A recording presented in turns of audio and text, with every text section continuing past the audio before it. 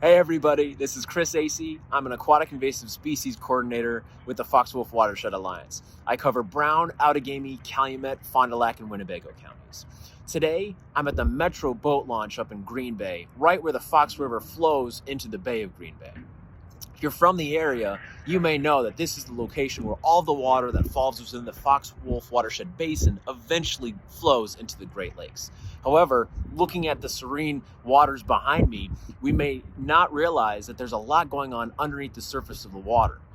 There are a lot of aquatic invasive species that are in the Great Lakes that aren't found in a lot of our inland lakes, including Lake Winnebago, which is just up the Fox River. So today, we're going to dive in and learn more about one of these aquatic invasive species called the sea lamprey. Check it out.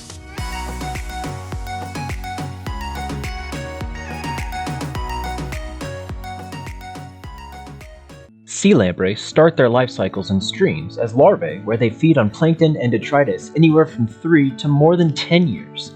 The larvae then grow into juveniles and migrate to open water, where they spend 12 to 18 months as a parasite feeding on fish. They then return to a stream to reproduce in late spring and shortly thereafter die. Sea lamprey have a unique mouth that allows them to feed on a fish as a parasite.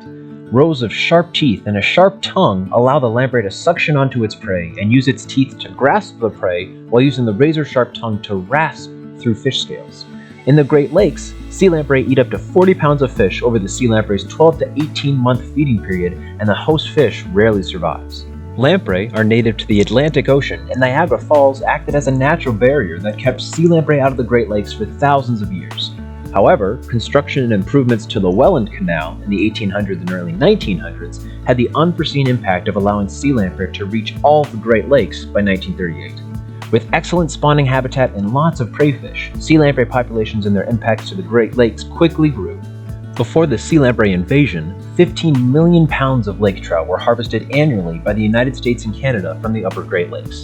By the late 1960s, after sea lamprey populations had dramatically increased, the catch dropped dramatically to 300,000 pounds annually, which is a 98% decrease. The Great Lakes fishery drastically changed, and with it, the loss of thousands of jobs related to the Great Lakes region economy. Since the mid-1950s, the Great Lakes Fishery Commission has worked to decrease the population of sea lamprey in the Great Lakes.